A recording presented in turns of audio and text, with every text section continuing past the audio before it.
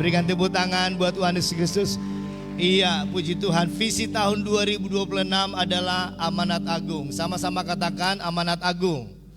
Iya, salaman kanan kiri, amanat agung bilang. Iya, nanti kita akan ganti spanduk ini ya. Nanti Bro Putra nanti kita ganti. Nanti 2026 tahun amanat agung. Ini dia amanat agung. Luar biasa. Roma 1 ayat 16. Allah itu punya kekuatan buat kita. Yaitu apa? Amanat agung, Injil. Sebab aku mempunyai keyakinan yang kokoh. Udah yakin kokoh lagi. Dalam Injil. Injil itu apa? Kabar baik. Yang sakit diberikan kabar baik. Tuhan bisa menyembuhkan kau. Masih sakit Pak Pendeta? Tuhan berikan kau kesabaran. Karena sakit atau tidak, yang terpenting kita bisa memaknai apa yang kita alami. Karena kita nggak bisa. Manusia itu tempatnya sakit, tempatnya sembuh. Manusia itu tempatnya kuat, tempatnya lemah. Manusia itu tempatnya lalai, tempatnya lupa. Kita sering lupa.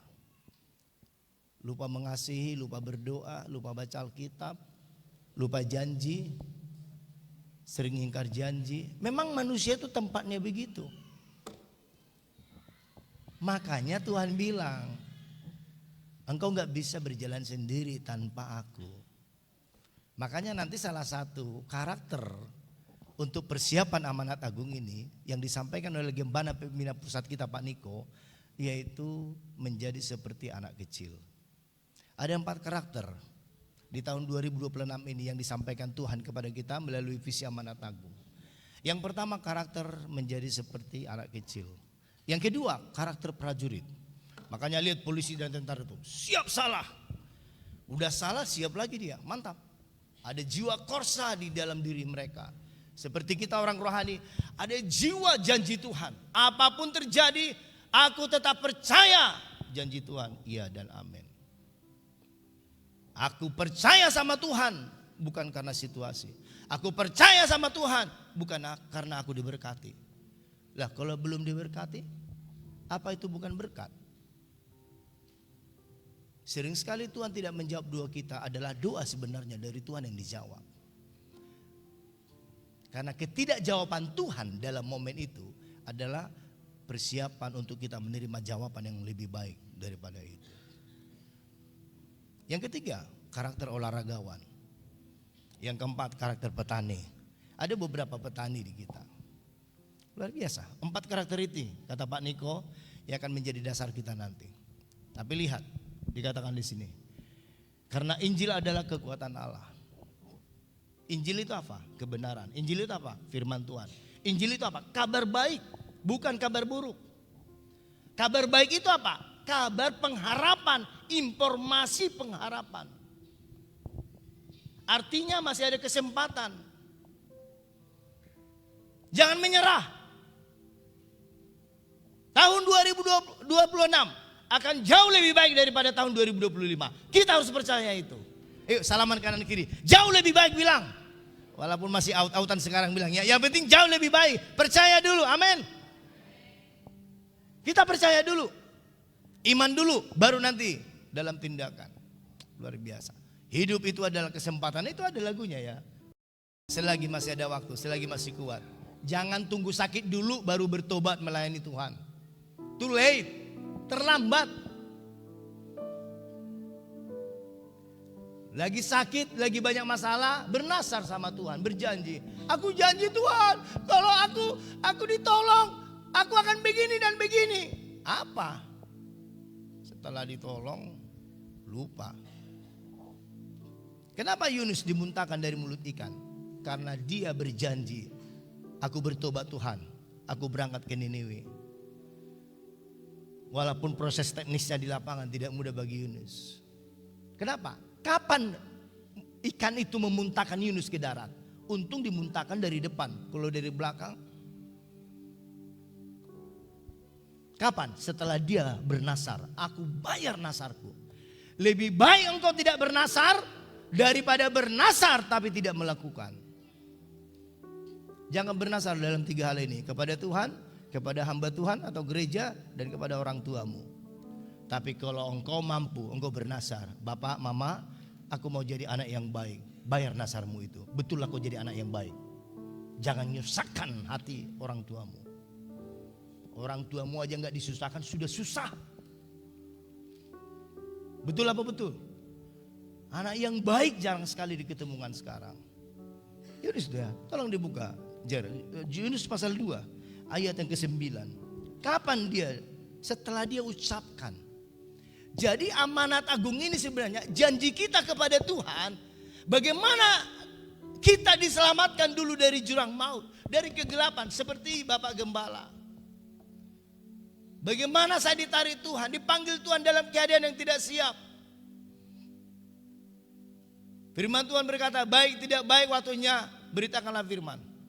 Saya tadi pagi terima kasih bahwa Bapak Staf Gembala Pak Ginting. Langsung beliau ambil alih di sini. Terlambat Pak Gembala datang. Tiba-tiba subuh demam. Mah ini saya pikir bawa ke rumah sakit ini. Panggil Pak Sihan, ambulans mana ini ambulans. Demam Pak Gembala. Udah bergetar saya, tapi saya nggak terlalu ngomong sama ibu, nanti khawatir dia. Tapi getar, nggak tahu kenapa.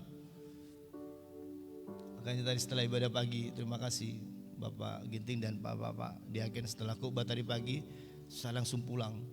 Saya langsung ke bidan, Bu minta vitamin dulu sedikit.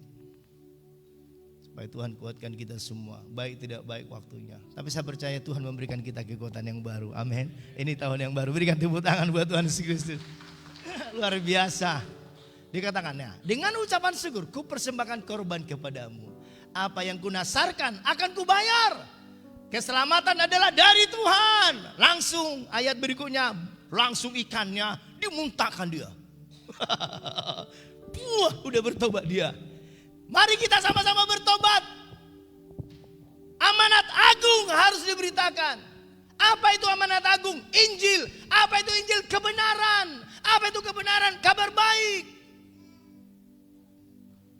Beritahukan kepada dirimu ada kabar baik. Walaupun masalahmu banyak kali, kegagalanmu banyak kali tahun 2025. Masih ada kesempatan di tahun 2026. Kita belum mati tanggal 31 Desember kemarin. Kita masih hidup sampai hari ini. Masih ada kesempatan, masih ada orang yang baik.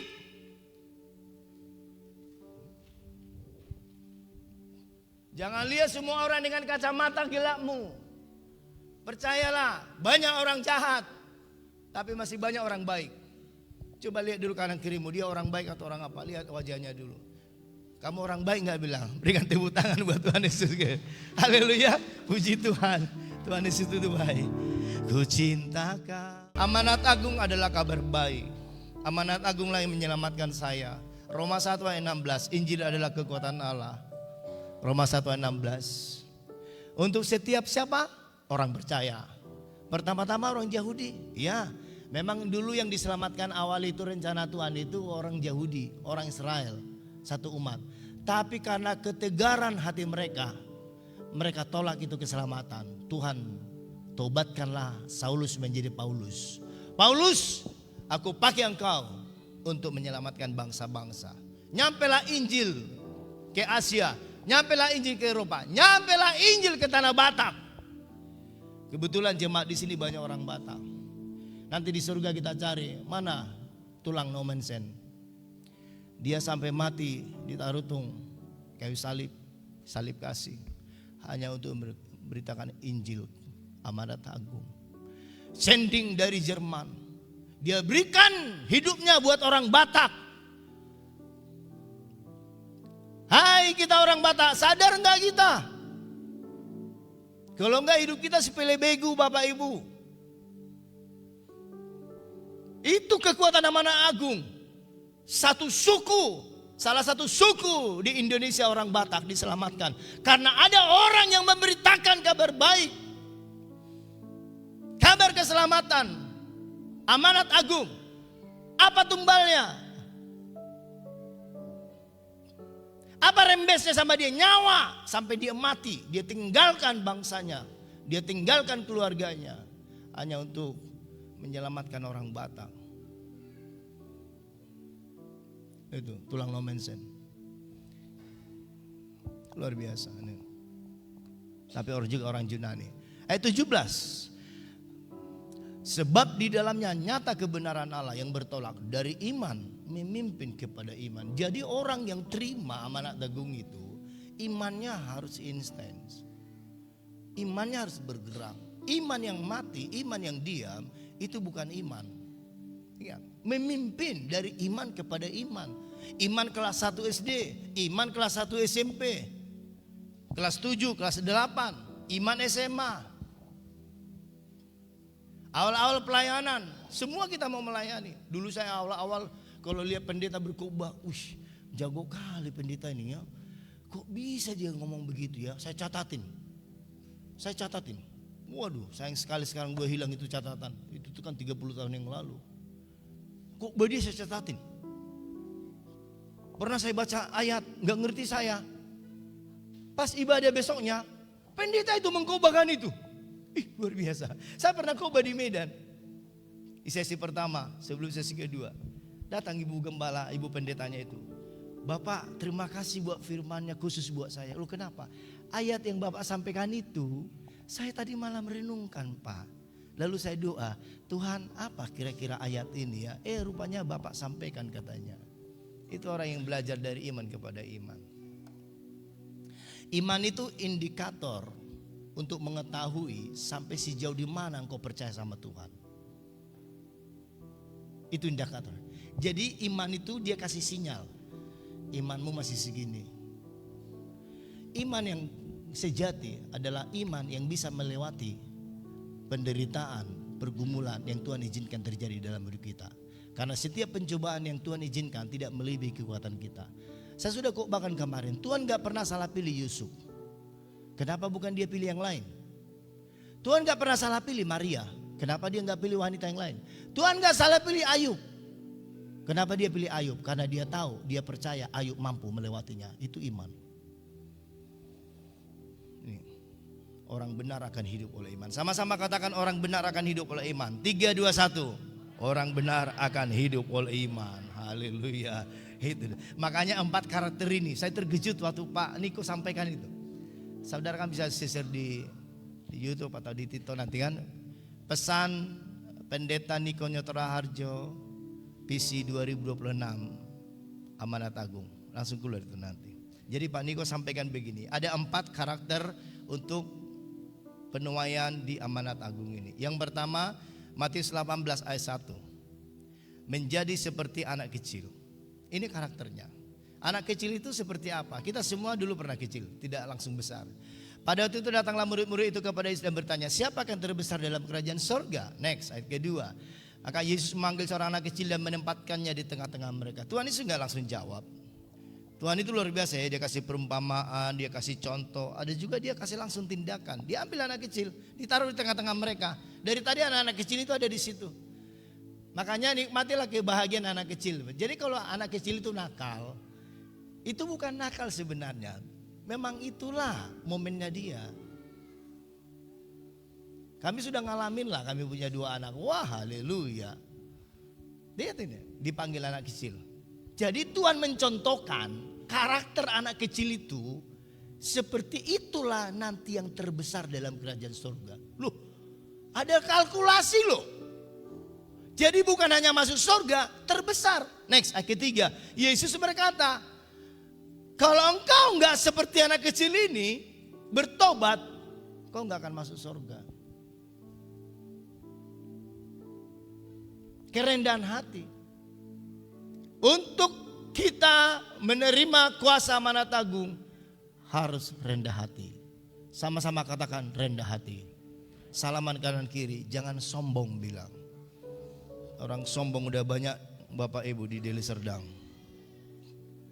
Ini yang pertama. Untuk Amanat Agung, karakter yang pertama itu kerendahan hati, seperti anak kecil. Next ke bawah ayat keempat. Seperti beginilah, sedangkan barang siapa merendahkan diri menjadi seperti anak kecil ini, dialah yang terbesar dalam kerajaan surga. Luar biasa. Kerendahan hati ya. Tahun 2026 akan menjadi tahun yang jauh lebih baik daripada tahun 2025. Jaga karaktermu dalam kerendahan hati. Amsal berkata, tolong dibuka. Amsal pasal 22 ayat keempat. Baca sama-sama. Amsal pasal 22 angka 4. 3, 2, 1.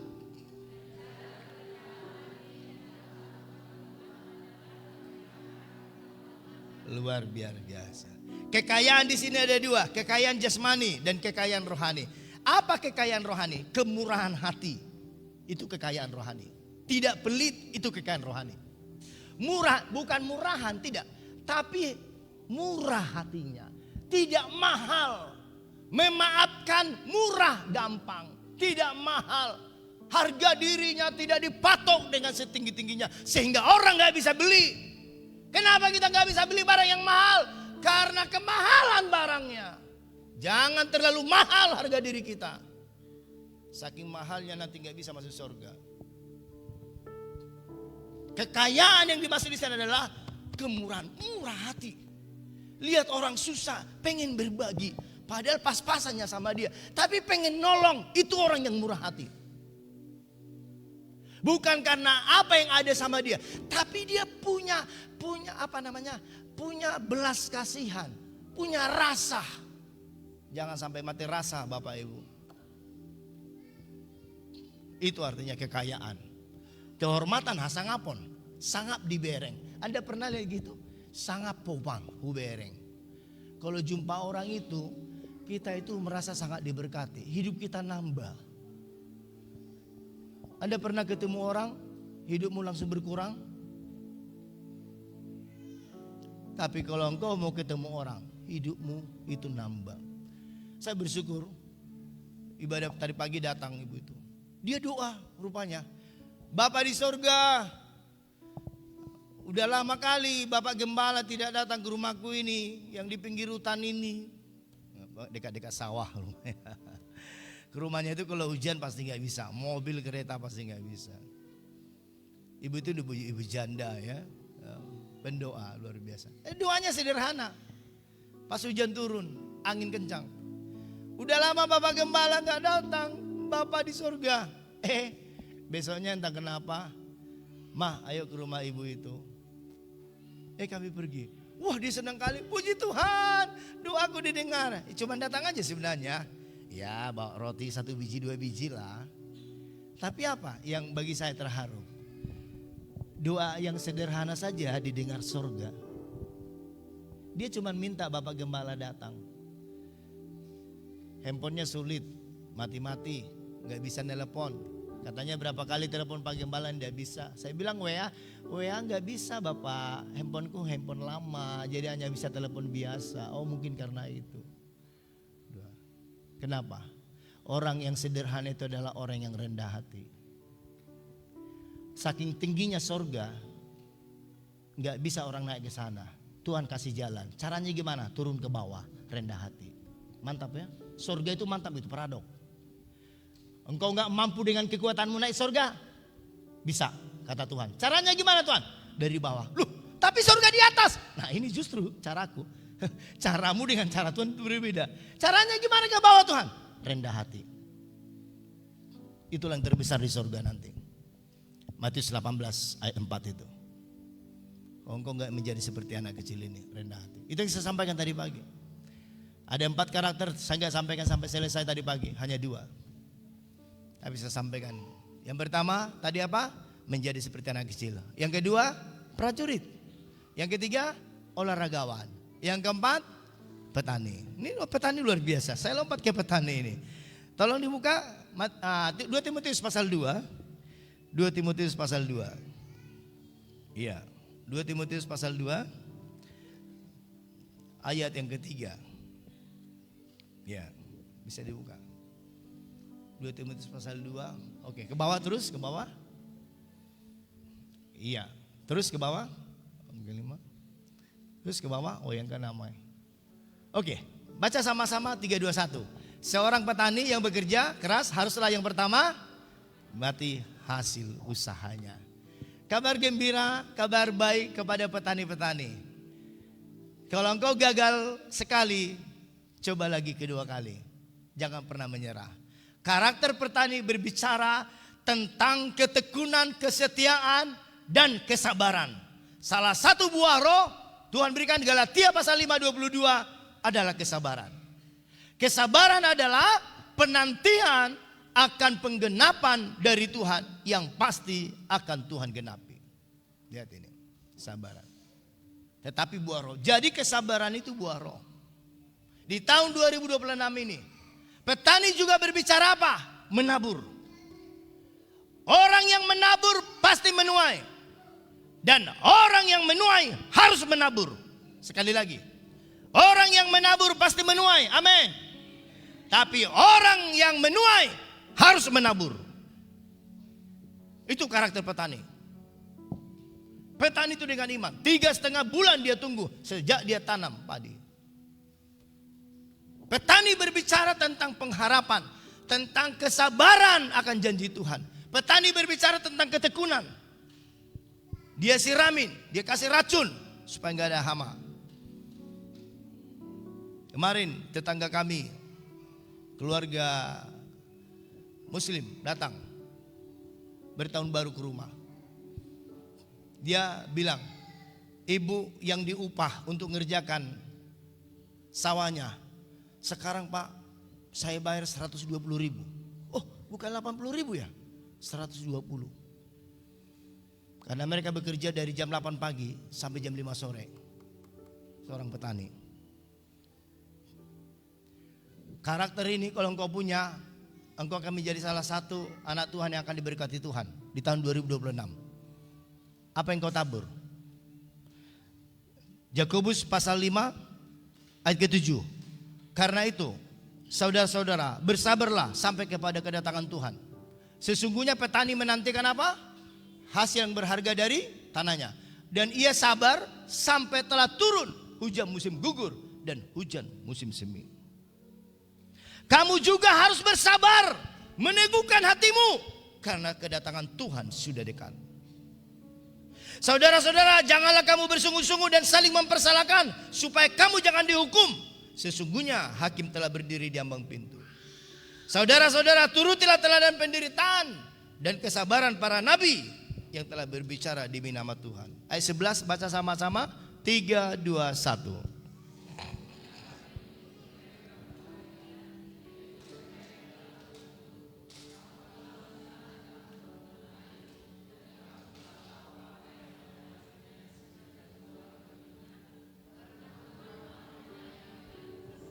Yuk, salaman kanan kiri. Tuhan Maha Penyayang bilang, kamu pun harus juga sayang bilang ya.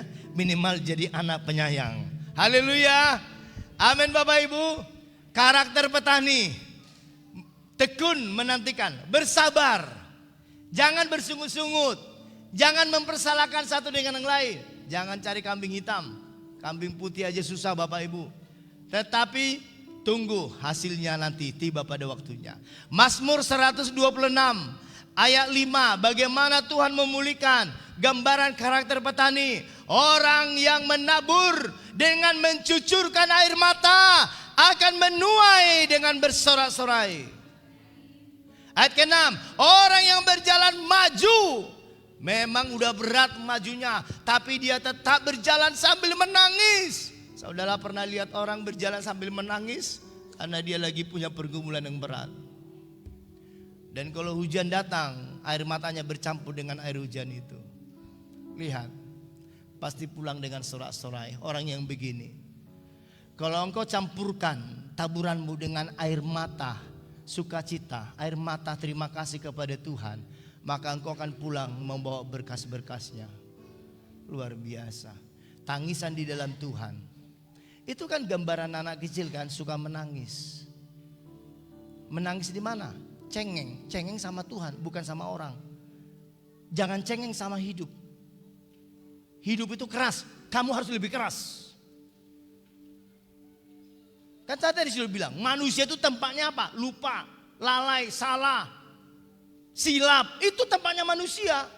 Tapi kalau engkau punya karakter yang kuat, karakter yang sabar, karakter anak kecil cengeng di kaki Tuhan, banyak menangis di kaki Tuhan. Seperti Yohanes 15 ayat 5. Pokok, saya udah gambarkan tadi pagi pada 1. Seperti pokok ini, Yohanes 15 ayat 5. Kapan daun-daun ini, cabang ini tetap bisa bertahan? Karena dia lengket dengan pokoknya. Kapan cabang-cabang carang ini menjadi mati setelah dia dilepaskan. Sebab di luar aku kamu tidak dapat berbuat apa-apa. Ya. Jangan cengeng dengan hidup ini, tapi cengenglah di kaki Tuhan. Maksud cengeng itu curhat di kaki Tuhan. Gak usah curhat ke tetangga, gak ada gunanya. Dia hanya ngomong empati tapi gak bertindak. Tapi kalau engkau di kaki Tuhan, ada kepastian janji Tuhan. Luar biasa. Coba kita tanyakan lagu itu. Jangan takut Bapak Ibu. Kalau Tuhan yang memulai, Dia akan yang menjalani dan mengakhirinya. Tuhan kita adalah Alfa dan Omega, yang awal dan yang akhir. Kalau Dia sudah memulai di awal Januari 2026, maka Tuhan akan mengakhiri di Desember 2026. Proses akan berjalan. Maka ini menjadi salah satu dasar ayat dari tahun Amanat Agung. Matius 28 ayat yang ke-19. Karena itu pergilah, jadikanlah semua bangsa muridku, baptislah mereka dalam nama Bapa, Anak dan Roh Kudus. Ayat 20, ajarlah mereka melakukan segala sesuatu yang kuperintahkan kepadamu. Baca sama-sama mulai dari kata dan. 3, 2, 1.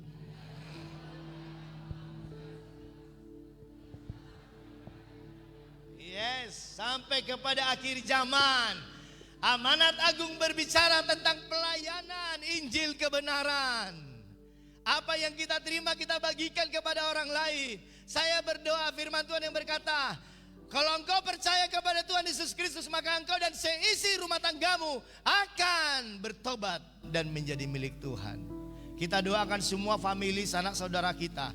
Memang Tuhan akan pakai dengan cara-cara yang berbeda, tapi respon mereka luar biasa. Herodes cuman beberapa jam kalau mau ketemu Tuhan Yesus di Bethlehem, dari Yerusalem ke Bethlehem, tapi dia nggak mau pergi. Tapi orang Majus ratusan kilometer, mereka jalan sampai ketemu dengan Tuhan.